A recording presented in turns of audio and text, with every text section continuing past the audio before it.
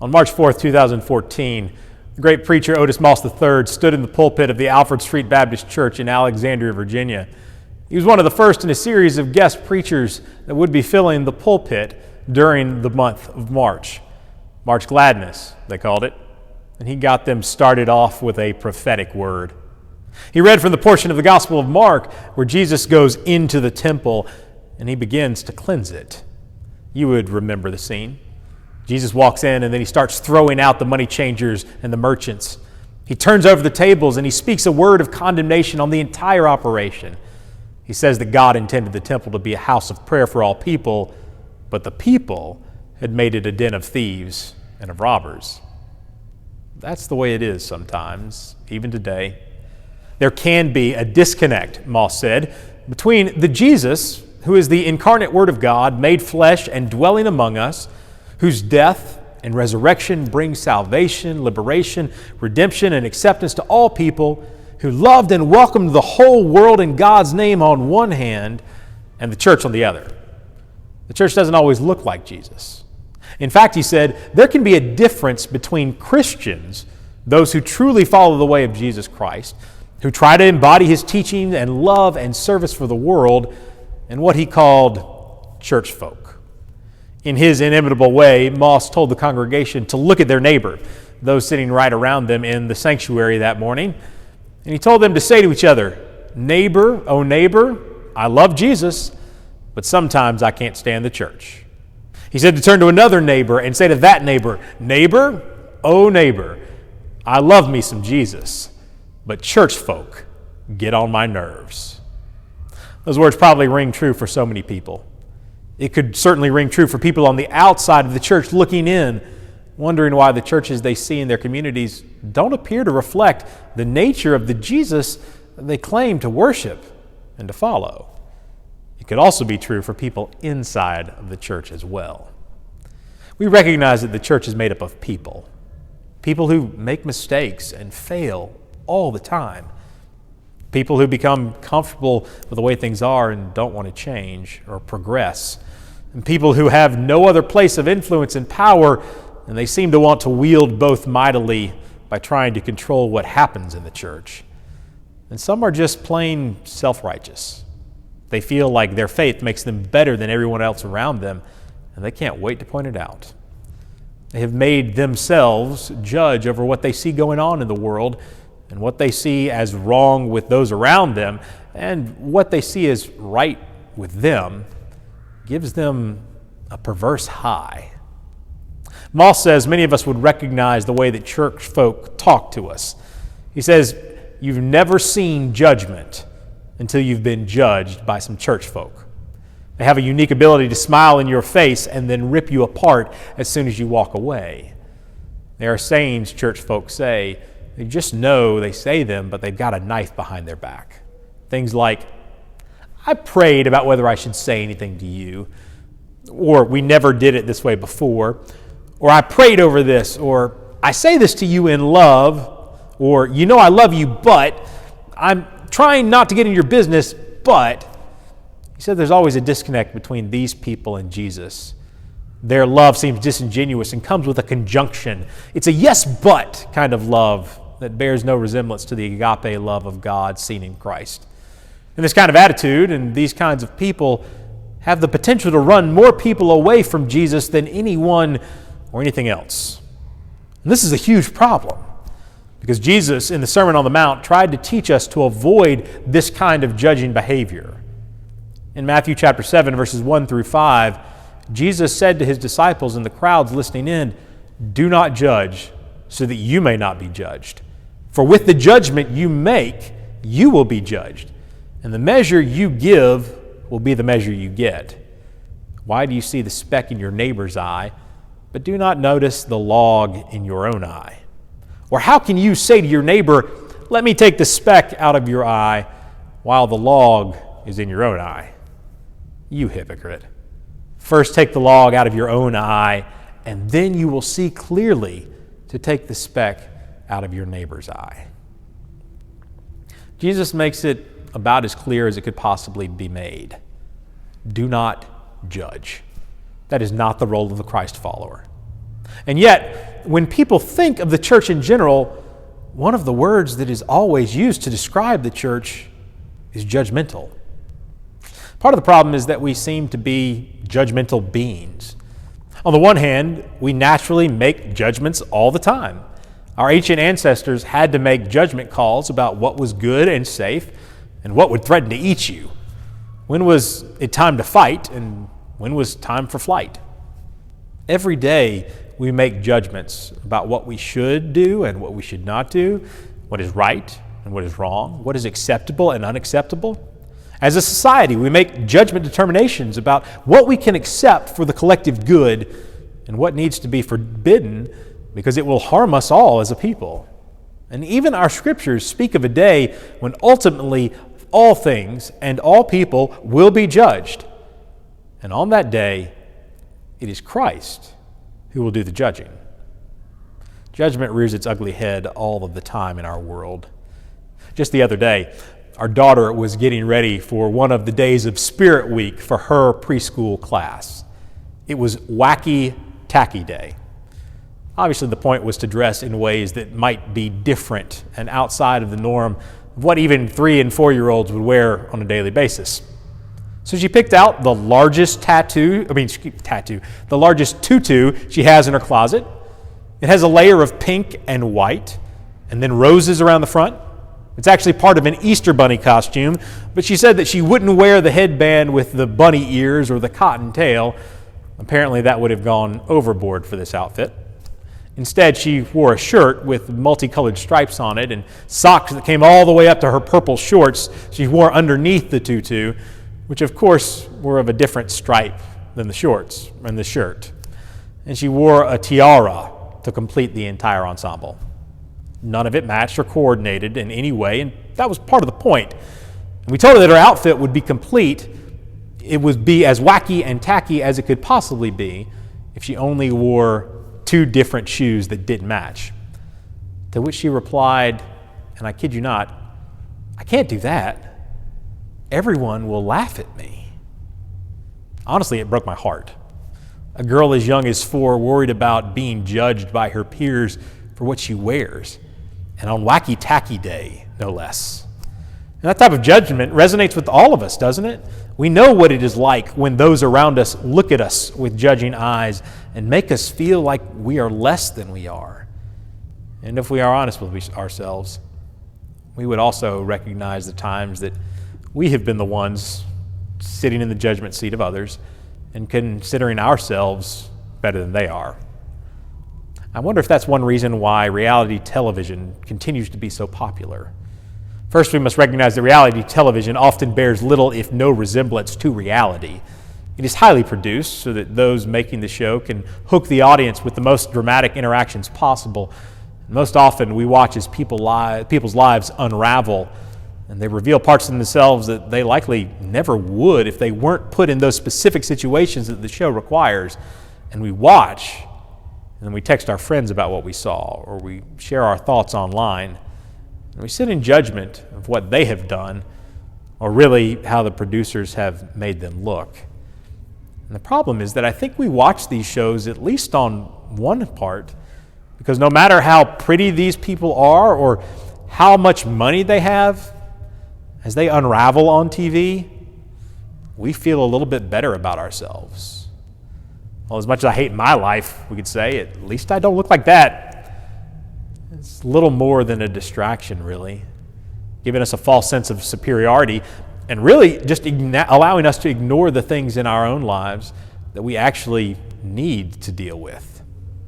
Can't we see how wrong that is? In any way that we sit in judgment of another person, specifically because it makes us feel better about ourselves when we watch them, is wrong.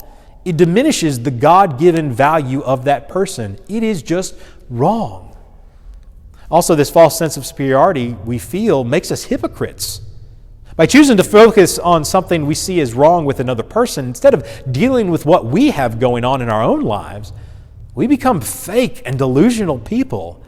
We become like actors wearing a mask from which we get the literal meaning and definition of hypocrites.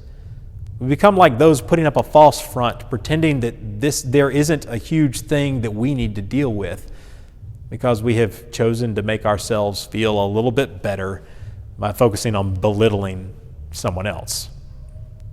This goes even deeper when we think of the judgment that Jesus references in the Sermon on the Mount. In the Message, Eugene Peterson paraphrases this portion of Matthew's gospel by saying it this way: don't pick on people, jump on their failures, criticize their faults, unless, of course, you want the same treatment. That critical spirit has a way of boomeranging, he says. It's easy to see a smudge on your neighbor's face and be oblivious to the ugly sneer on your own. Do you have the nerve to say, "Let me wash your face for you," when your own face is distorted by contempt? It's this whole traveling road show mentality all over again, playing a holier-than-thou part instead of just living your part. Wipe that ugly sneer off your face, and you might be fit to offer a washcloth to your neighbor. I've said it before, one of the greatest issues today isn't that we as individuals and a people are divided in so many ways and that we disagree about so many things and have broken into camps and tribes because of our disagreements. Disagreements on the whole aren't bad. In fact, disagreement isn't the biggest issue. Disgust is the biggest issue. When someone says or does something with which we disagree, or when they post something that we can't believe, or they vote for someone for whom we could never vote, we don't just disagree with them. We're disgusted by them. Whatever they have done makes us think of them as less than human, somehow made less in the divine image than we are, maybe even somehow less loved by God. And this is where I think we hit right at Jesus' point in the Sermon on the Mount. The whole point of the sermon is to understand what it's like to live in God's ways, recognizing God's grace for you, living in response to it in God's realm as part of God's kingdom and family. And part of that meant to know what your role is and what your role is not. Your role is to reflect the loving, merciful, grace-filled nature of God in compassion and service. Your role is not to sit in judgment of someone else. Only God through Christ can sit in judgment of someone else. In fact, here the work of judgment isn't as simple as what it might look down on, what it might be like to look down on someone because of what they wear or what they have done. In fact, when Jesus says it, it's to condemn them. It is to wrongly presume that you can sit in the judgment seat like Jesus describes in Matthew 25 when the sheep are separated from the goats and the goats are just dismissed. It is to presume that you are qualified to determine on behalf of God who is good and who is bad, who is beautiful and who is ugly, who is clean and who is unclean, who is righteous and who is unrighteous, who is in and who is out. And that right belongs only to God. And furthermore, to condemn someone as we humans do is to essentially give up on them. And Jesus says we aren't allowed to do that. We don't get to make the call that someone is beyond help, redemption, and hope. Only God gets to make that call. And God chooses grace and mercy. As one commentator said of this and our lives, that the standard is God's clear-sighted compassion, to be able to see ourselves and others clearly enough to be able to be of help to some of them through relationship. One of my favorite stories in the Bible shows the way that God's mercy and compassion work. There was a time when a group of religious men brought a woman to Jesus. They had caught her in the act of adultery. Now, critics of this situation are right to point out that it takes two parties to commit adultery, and the hypocrisy of this group starts showing immediately when they bring the woman before Jesus, but conveniently forget to bring the man. They want to trap Jesus, so they ask him what should be done with this woman according to the law of Moses. And Jesus doesn't answer them at first. Instead, he bends down and starts writing in the dirt. When he finally speaks, he acknowledges that the punishment in the law for such a crime is death by stoning. But then he tells them, the one among them who has never sinned should be the one to cast the first stone. As Jesus knelt before them, I wonder if the men in that gang were forced to then look up from him into the eyes of those men standing around them. They knew that not one of them was without sin, In fact, it would have been blasphemous to claim that they were. Perhaps as they looked at each other, they looked into the eyes of the ones who knew how many times they had messed up. None of them could sit in judgment. None of them could condemn this woman. None of them could pick up a stone. One by one, they left. And finally, Jesus stood up, and the only one left with him was the woman. And Jesus looked at her and asked where her accusers were, who was left to condemn her. And when no one was left to condemn her, Jesus said he would not condemn her either. Instead, he showed her mercy, told her to go and sin no more, and sent her on her way. Sitting in judgment of others makes us feel better about ourselves, but it isn't a real, lasting feeling. Our judgment and actions towards them may knock them down, but it doesn't actually lift us up. Instead, it distracts us from the reality of what is going on in our lives that we'd just rather not deal with. The wisest people and the people of the deepest faith that I have ever known never sit in judgment of others. They also never give up on others. They never condemn others. They recognize that there is still so much work that God is doing on them. And they are so concerned about getting their own relationship with God right, they don't have time to worry about judging others. They also know that in spite of their faults, which they recognize clearly, they have experienced the deep, powerful, and abiding grace of God that overcomes all these things. Instead of judgment, they want others to experience that grace as well. They want to be reflections of Christ's grace for the world instead of placing themselves before God and attempting to sit in judgment of others. If only that was what the world thought of when they thought of the church. Instead, too often Jesus is seen one way, but the church is seen in another way. As Moss said, Jesus is always perceived as loving, inclusive, compassionate, a noble leader, an advocate for the poor, homeless, broken, and bruised. He is seen as admirable, and his way is a paradigm to be emulated. The church, on the other hand, is often seen as judgmental, hateful, prone to violence, corrupt, a negative force creating barriers, supporting the worst attributes of human nature. The church is seen as antithetical at times to the ideals of Jesus. Jesus is seen as the good shepherd, but the church is seen through the lens of the Saturday Night Live Dana Carvey character, the church lady, declaring everything special with a tone that makes it clear that none of it's acceptable. In 2007, David Kinnaman and Gabe Lyons put out a book through the Barna Research Group called Unchristian. Its title came from the views that the millennials they surveyed, interviewed, and researched held about the church from the outside. That it was unchristian. It didn't measure up to the ideals of Christ. One of the biggest issues they found was that these millennials, both inside and outside of the church, in fact, found the church to be judgmental. In their research, they defined judgmental as to point out something that is wrong in someone else's life, making the person feel put down, excluded, and marginalized. And some part of their potential to be Christ followers is snuffed out. Being judgmental, they say, is fueled by self-righteousness and misguided inner motivation to make our own life look better by comparing it to others. Did you hear it in that definition?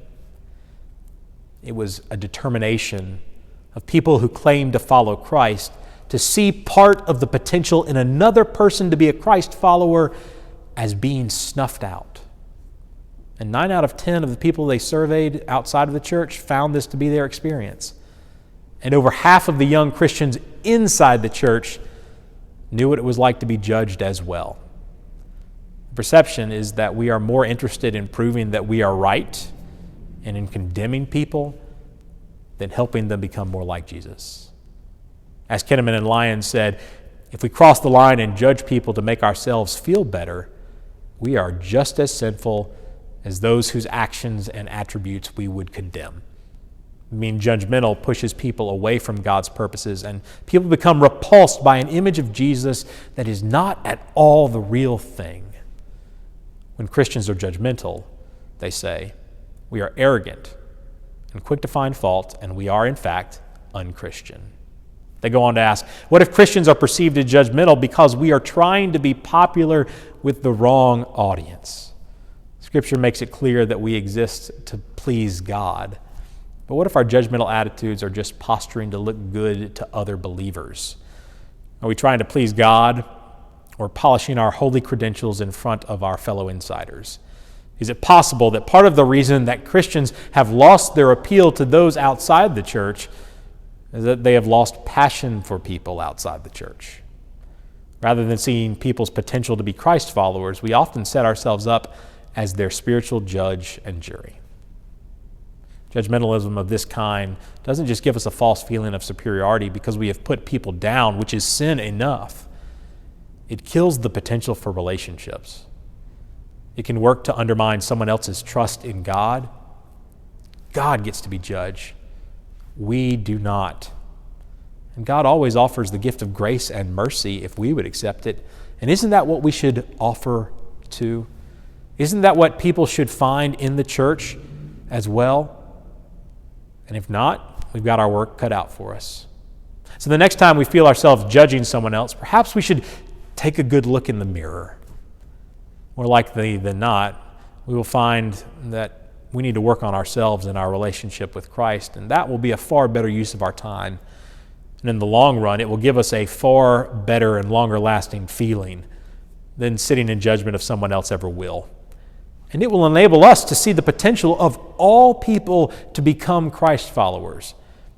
And it will allow us to begin partnering with Christ to build relationships with others that reflect His ways and bring others into God's family too.